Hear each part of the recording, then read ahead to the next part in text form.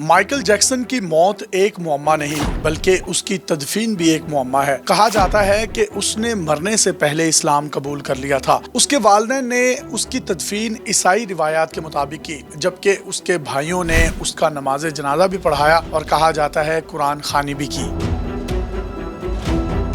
Michael Jackson کس طرح سے کالی رنگت سے گوری رنگت حاصل کرنے کے لیے موت کی وادی تک جا پہنچا؟ مائیکل جیکسن امریکہ کے ایک سیاہ فام گھرانے میں پیدا ہوا جس کا شوق صرف موسیقی تھا۔ اس نے اپنے 5 بھائیوں کے ساتھ مل کر ایک بینڈ بنایا۔ وہ سڑکوں اور گرجا گھروں کے سامنے پرفارم کیا کرتے تھے۔ ان سب نے مل کر پہلا البم نکالا، وہ ناکام ہوا۔ سب نے مائیکل کو برا بھلا کہا، وہ گھر سے روٹ کر نکل بھاگا اور خوب محنت کی۔ 20 سال کی عمر میں اپنے ایک دوست کے ساتھ مل کر ایک نیا البم نکالا۔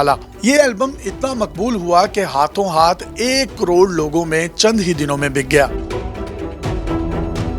اس طرح چند ہی دنوں میں وہ امریکہ جیسے ملک میں ایک سیاہ فام موسیقار بن گیا اور گمنامی سے باہر نکل آیا۔ اس پر بے انتہا غربت تھی جس کا خاتمہ ہونے لگا۔ 5 سال بعد دوسرا البم اکیلے نکالا تو 65 ملین کی فروخت نے گینس بک کا ریکارڈ توڑ ڈالا جو آج تک برقرار ہے۔ وہ ایک نجومی سے ملا اور اس کو اپنا ہاتھ دکھایا اور پوچھا کہ اس کی عمر کتنی ہوگی۔ نجومی نے 70 سال بتائی۔ اس نے حقارت سے اس کی طرف دیکھا اور کہا کہ وہ تو 150 سال تک زندہ رہنا چاہتا ہے۔ سیاہ فام سے سفید فام بننے کے لیے بے دریغ دولت لٹائی اور اپنے پورے جسم کو پلاسٹک سرجری کروا کر خوبصورت اور گورا چٹا کروا لیا۔ اس گورے ڈانسر، گلوکار، VIP شخصیت نے ایک حسینہ وقت کی خوبصورت بیٹی مس پوسلے سے شادی بھی رچا لی۔ مائیکل جیکسن نے 150 سال جینے کے لیے 12 ڈاکٹرز کی خدمات حاصل کی۔ اپنے گھر میں چلتا پھرتا اسپتال بنایا۔ مائیکل نے ایک کمرہ آکسیجن ٹینک کا بنوایا جس کے اندر وہ سویا کرتا تھا۔ کسی سے دستانے پہنے بغیر ہاتھ نہیں ملاتا تھا، حتیٰ کہ ماسک لگائے بغیر بھی باہر نہیں آتا تھا۔ اس کے ایک شو میں ہزاروں لڑکیاں دیوانہ وار گرتی تھی جس کی روک تھام کے لیے ہزاروں فائر بریگیڈ کی گاڑیاں، ایمبولینسز اور سیکیورٹی کے لیے فضائی نگرانی میں طیارے اور ہیلی کاپٹر بھی اس کے کنسرٹس کی حفاظت کیا کرتے تھے۔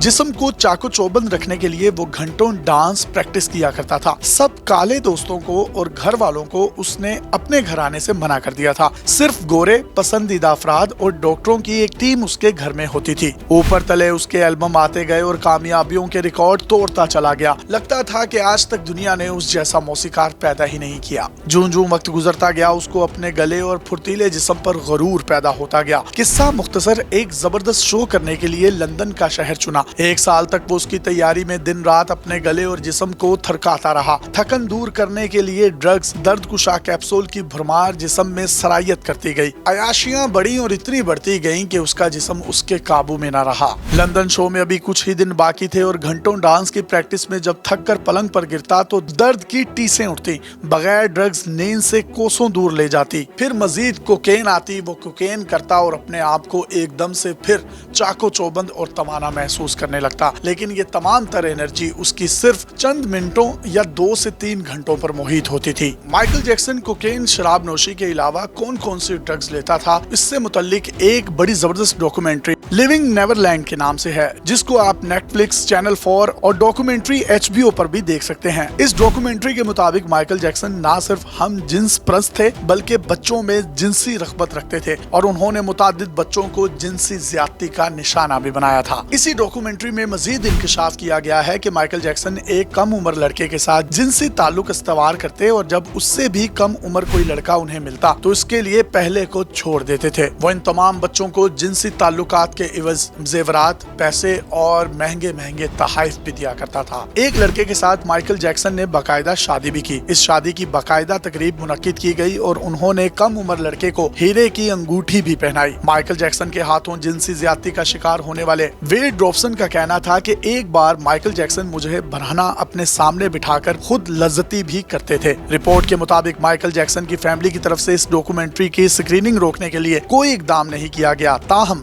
ان کے بھتیجے نے اپنے ٹویٹر اکاؤنٹ کے ذریعے لوگوں سے کہا کہ وہ سن ڈانس فلم فیسٹیول کے سپانسرز کا بائیکاٹ کریں۔ لندن شو میں ابھی کچھ ہی دن باقی تھے۔ انجیکشن پر انجیکشن اسے ڈاکٹر لگانے پر مجبور تھے جو 24 گھنٹے اس کے ساتھ ہوا کرتے تھے۔ ایک دن اس کی سانس کی نالی چوک ہو گئی اور سانس لینا दुश्वार हो गया। सारे डॉक्टर्स उसके पलंग के अतराफ में जमा होकर उसके जिस्म को चेक करने में लग गए। उसको चेकअप करने के लिए फौरी तौर पर बाहर से और भी सर्जन बुलवाए गए। ऑक्सीजन टैंक में भी उसकी सांसें उखड़ रही थी। आखिरकार उसको लेकर सबसे बड़े अस्पताल भागे, लेकिन 150 साल की जिंदगी जीने की ख्वाहिश रखने वाला दुनिया का सबसे बड़ा पॉप गुलकार माइकल जैक्सन सिर्फ 50 बरस की उम्र में अपने खालिक हकीकी से जा मिला। जब उसकी मौत की खबर को गूगल ने जारी किया तो पूरी दुनिया में भौंचाल आ गया। खुद गूगल 1 घंटे तक अपना सिस्टम तक नहीं बचा सका। करोड़ों आंखें उसकी आखिरी रसूमात देखते हुए अश्कबार थीं। आज कई साल गुजरने के बाद भी पूरी दुनिया इस दिन को आज तक नहीं भुला सकी। इस अजीम मौसीकार, गुलकार, डांसर और कंट्रोवर्शियल शख्सियत का नाम माइकल जैक्सन है, जो खुद अपने जिस्म को आखिरी शो होने तक सब कुछ होने के बावजूद भी नहीं बचा सका। माइकल जैक्सन मंशियात के हसूल के लिए जाली आईडीज का इस्तेमाल किया करते थे। डॉक्टर्स के मुताबिक जिस्म में गैर मामूली मिकदार में प्रोपोफोल लेने की वजह से उन्हें दिल का दौरा पड़ा था।